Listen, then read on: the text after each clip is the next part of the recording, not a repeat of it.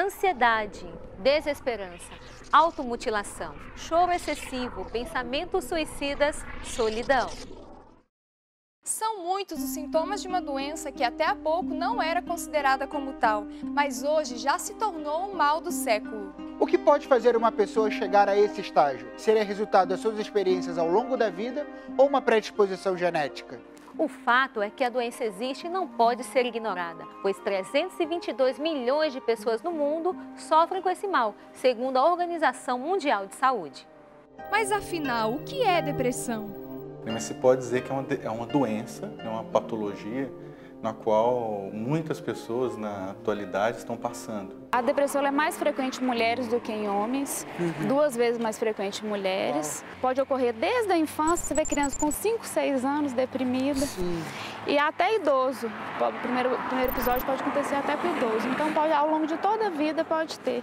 Eu fui identificando isso desde a minha infância, né? Com isolamento, das turminhas de isolamento dentro de casa, com atitudes mais rebeldes, né? E isso vem se arrastando desde a infância. Mas na fase adulta foi onde mesmo me tornei impotente perante essa doença. Começou depois da morte do meu pai. Meu pai faleceu em 2010.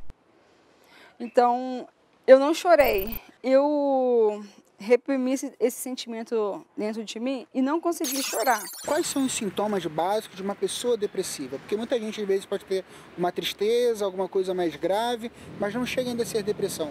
Como que a gente pode diagnosticar uma depressão? A tristeza passageira, ela fica um tempo, você fica triste, foi mal numa prova, ou terminou com a namorada e isso passa.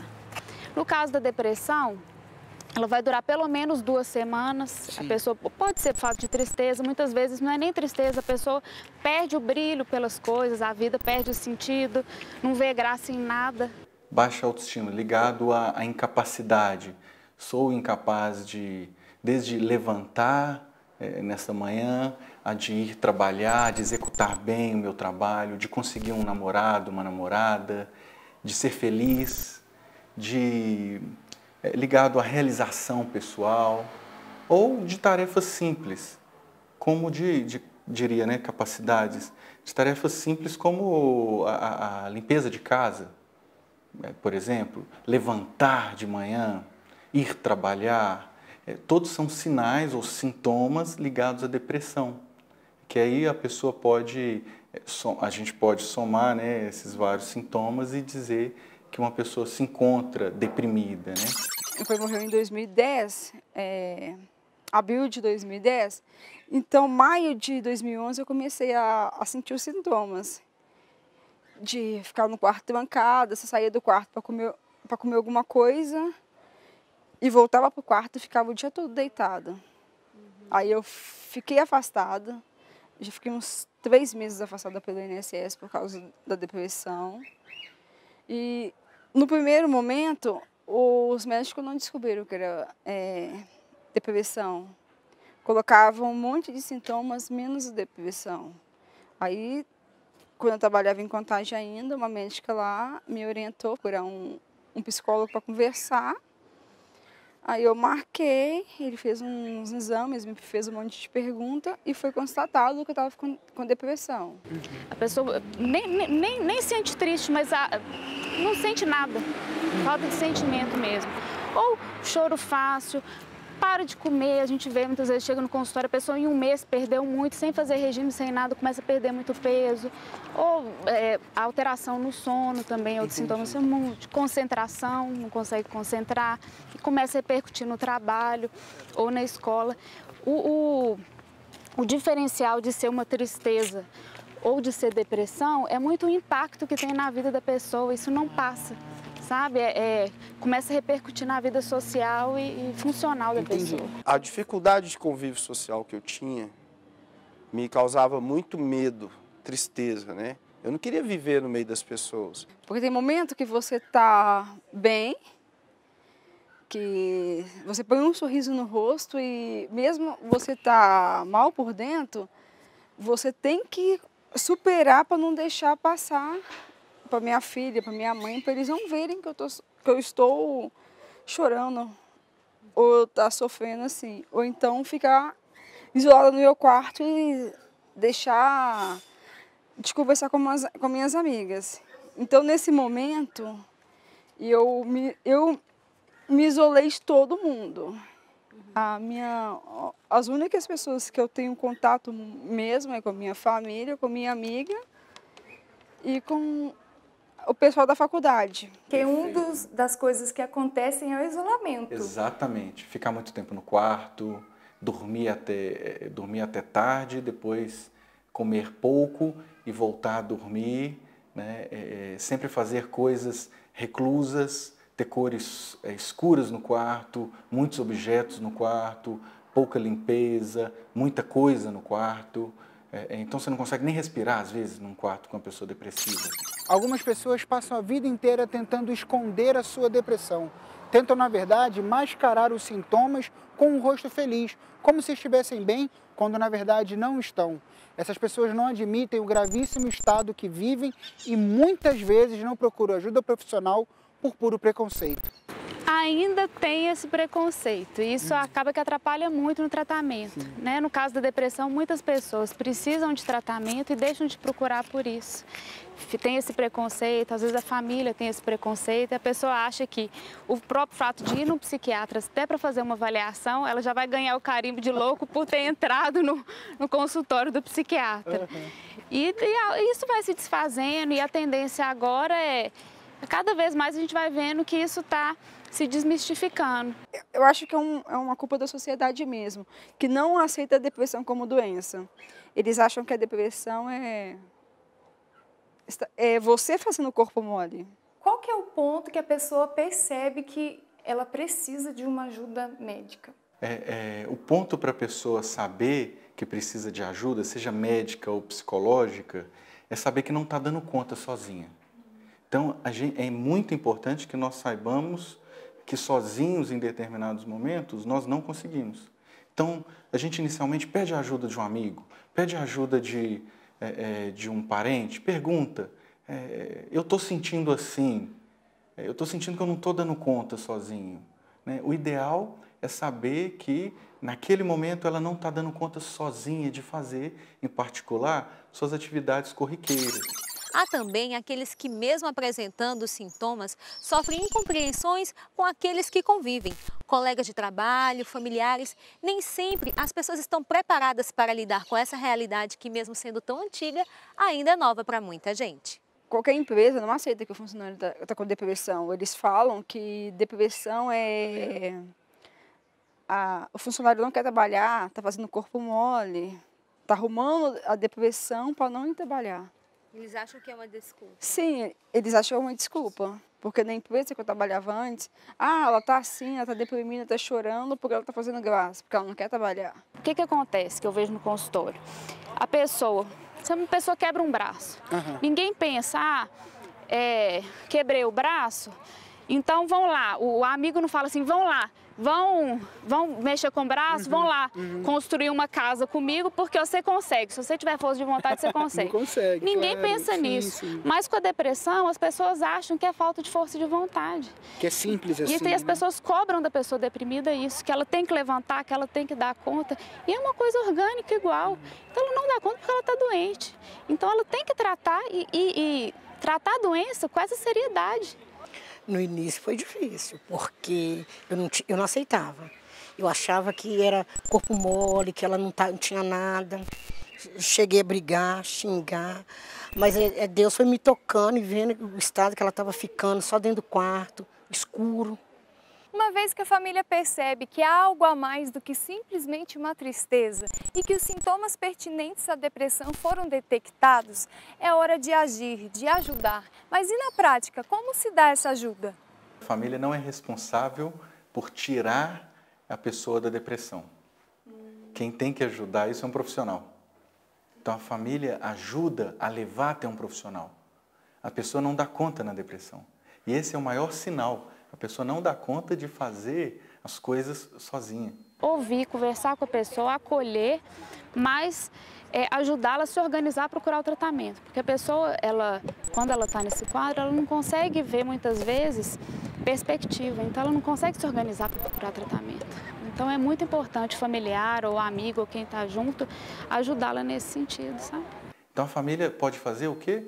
Não é ela ajudar a tirar a pessoa, ela levar até uma pessoa externa.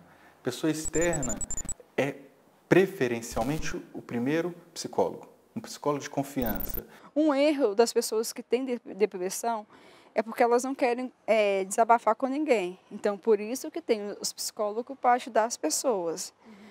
Porque eu posso ser muito apegada à minha mãe, mas tem coisas que eu fico muito triste, não quero passar para ninguém, então eu guardo muito isso para mim. Eu me fecho muito, não quero compartilhar com ninguém. E foi nesse momento que eu percebi que eu precisava buscar mais ajuda. Buscar tanto ajuda espiritual, como ajuda de uma pessoa que é formada na área que pode me ajudar. O acompanhamento profissional ele é imprescindível, exatamente porque cada um reage de uma maneira, seja ela física, seja ela psiquicamente. Por isso que o tratamento sempre é pessoal. Aqui não tem receita pronta, muito menos espaço para automedicação. A minha manicure veio me falar isso, que a vizinha dela estava tomando um antidepressivo, parou de tomar e que ela ia tomar. E ela veio me contar que ela ia, já que tinha sobrado, que ela ia começar a tomar. Para ela não ter que ir no médico. Eu falei, você tem coragem de me falar? Dessa maneira mais normal. E eu acho que é o que acontece, as pessoas não querem buscar o tratamento e procuram essa maneira, a pior forma possível, né? Porque foi o que eu expliquei. Você tem que procurar um psiquiatra para fazer um diagnóstico. Os medicamentos não é o mesmo medicamento que funciona para todas as pessoas. Então, obviamente, não é dessa maneira, de né? qualquer maneira, né? É importante pensar que cada pessoa tem a sua história, né? E não existe uma coisa que causa a depressão, tá? Mas cada um na sua história tem um para quê ou um porquê ali se encontrou em depressão. Mas existem vários tipos de depressão, tá? Só explicando isso ajuda também as pessoas a saberem, poxa, aonde eu estou. Então existe a depressão pós-parto, existem as depressões endógenas, as depressões que são necessitam ser trabalhadas com medicamentos, né, porque é algo hormonal. E também a depressão psicológica, vamos dizer assim. Todas precisam do acompanhamento do psicólogo. Antigamente se falava muito da hiperatividade das crianças. E hoje em dia, essa tendência das crianças de não brincarem mais na rua, não terem mais aquelas brincadeiras mais lúdicas e ficarem muito fechados em videogame, nesse tipo de diversão mais isolada. Isso leva também a uma tendência à depressão, a esse isolamento? Isso pode levar à depressão? No caso da criança, tem um componente genético que pode interferir, tá? E tem um componente ambiental também. Então, é muito importante essa questão dos pais, as mudanças que estão ocorrendo do estilo de vida, sim, com certeza tem um impacto nessa maior incidência que está tendo. Mas eles estão percebendo que está tendo um aumento, principalmente na idade dos 20 anos. A maioria dos jovens tem em si um sonho cheio de vida, está no auge da vida. O que acontece quando esse jovem está com depressão, totalmente desmotivado, sem sentido? O jovem tem esse estereótipo, né? De que é um pouco uma realidade. De que o jovem tem força, ele tem sonho. É um estado da vida onde ele pensa muito no futuro, né? Então, ao pensar no futuro, faz parte desse período. Então, ele sonha ser algo, sonha conquistar algo, seja a nível material ou existencial. A depressão, ao meu ver, para o jovem, entra muito quando fere justamente nesse ponto de sonhar, planejar, desejar, né? Por exemplo, um término de um namoro. Eu sonhava ser feliz com aquela pessoa, mas a pessoa não percebe que ela estava feliz. Ela não vai deixar de ser feliz no futuro.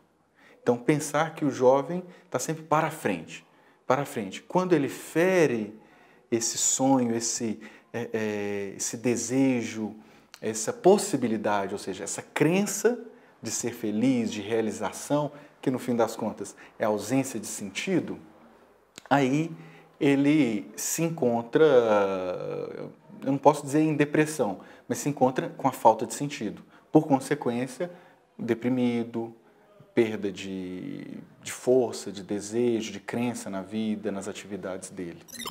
Um estudo da Universidade Federal de São Paulo com 400 jovens dependentes químicos entre 14 e 19 anos mostrou que 44% destes jovens apresentavam alguma doença depressiva e constatou que entre esses, 77% já tinham um transtorno de depressão antes mesmo de começar a usar drogas ou álcool. Nas drogas eu consegui encontrar algo que me levasse para um outro mundo, que não fosse esse da realidade, que eu tinha dificuldade de me enturmar, que eu tinha dificuldade de conviver com os meus familiares, eu tinha dificuldade de conviver comigo, as minhas dificuldades internas, né? E nem são os outros, era comigo.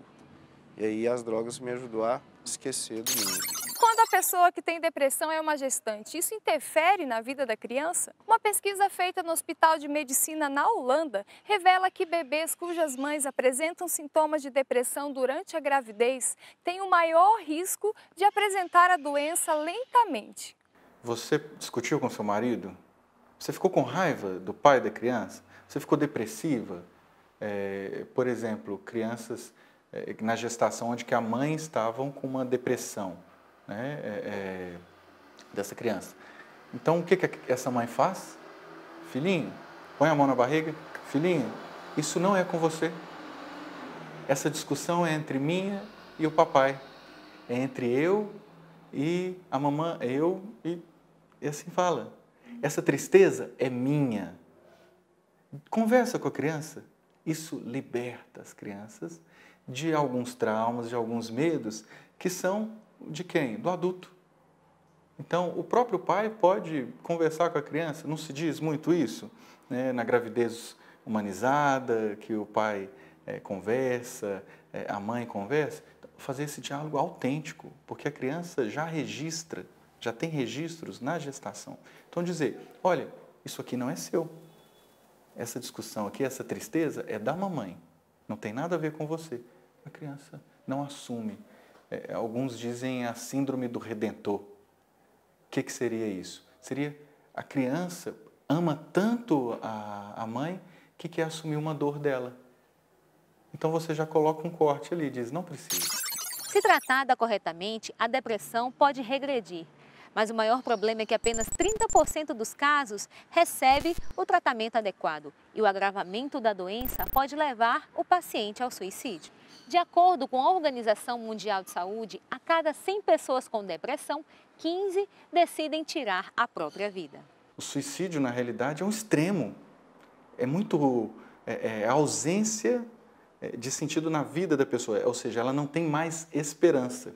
Eu estava muito deprimida e achando que a morte era a melhor solução. E eu arrependo disso pra caramba. Então, aconteceu o quê? Eu peguei 100 remédios controlados que eu tomo e tomei tudo. Isso foi umas 5h30 da manhã. E na hora que deu umas 6 horas da tarde, que meu irmão me pegou, que viu que eu estava gelada, estava quase morrendo, e me levou para o hospital. Eu lembro que as médicas me falaram comigo no outro dia, quando eu estava começando a ficar bem novamente, porque se não fosse meu irmão tivesse colocado no carro para me levar para o hospital, eu tinha morrido. Por várias vezes eu pedi pela morte, mas por várias vezes, não foram poucas, foi a minha vida quase inteira. Hoje, particularmente hoje, se diz muito da falta de sentido na vida. O Viktor Frankl, um psiquiatra austríaco que criou a logoterapia, que trabalha o sentido da vida, tem uma frase muito célebre que fala: quem tem um porquê enfrenta qualquer como. Eu diria até assim, um para quê. Existem muitas pessoas, países ricos, com altíssimos índices de suicídio, por exemplo. Mas por que isso? A pessoa tem tudo, tem estudos, tem família, tem dinheiro, tem carro, tem bens materiais, mas não tem sentido naquilo. Então, a pessoa perde o sentido da vida, seja no sentido dos encontros, ou seja, sentidos diários, nos momentos, ou sentido mais amplo, que é o sentido da vida. É preciso dar passos concretos em busca da melhora, vencendo preconceitos, construindo uma nova história. É preciso buscar ajuda e ter em mente, eu não sou assim, eu estou assim. Pensando e agindo desse jeito, você vai vencer essa situação. É que é muito comum pessoas com depressão não procurarem tratamento, é o que ocorre na maioria dos casos. Então, é muito importante a pessoa procurar ajuda, tá? Os quadros de depressão, mesmo os casos mais graves, eles melhoram, a pessoa tem uma boa resposta ao tratamento. Então, muitas vezes por preconceito, por achar que o fato de ir no psiquiatra está relacionado, né, achar que está doido, ou que é médico de doido, e que a pessoa vai melhorar sozinha, que se esperar vai passar, não passa. A pessoa que está com depressão, muitas vezes os sintomas se arrastam por meses, até anos com sintoma depressivo, isso é muito sofrido para a pessoa. A pessoa tem que ter paciência nisso, né? Mas ela tem que tratar, é por isso que ela não dá para ficar parada, ela tem que procurar tratamento. Então, o que eu gostaria de deixar de mensagem é que as pessoas procurem ajuda. Tá? Procure o psiquiatra, entenda que é uma doença, a depressão é uma doença grave, tem que ser levada a sério, mas tem tratamento e tem melhora. Por exemplo, atividades de grupo, atividades esportivas, a caminhada, sonhar, fazer uma língua estrangeira, sair, sempre sair, atividades para fora. Um grupo, atividade de grupo religioso, de estudo, acadêmico, qual curso eu vou fazer, mesmo idoso. Quantos idosos estão com depressão por quê? Porque aposentaram e se descobriram sem sentido, que só trabalhava, e aí aposentou, não sabe o que fazer, então fica só em casa. Não, aposentou, vamos gastar o dinheiro viajando, vamos gastar o dinheiro fazendo um curso universitário, um curso de culinária. A música foi quem me despertou para o mundo. Porque falou, opa, Delcio, esse é você, ó. A música, se você gosta tanto de música, então fica nela. Foi ali que eu comecei a sentir prazer mesmo. Foi ali que eu comecei a já olhar para a droga e falar, a sensação da música é muito melhor do que a sensação do uso. Né? Eu comecei a sentir mais vida em mim.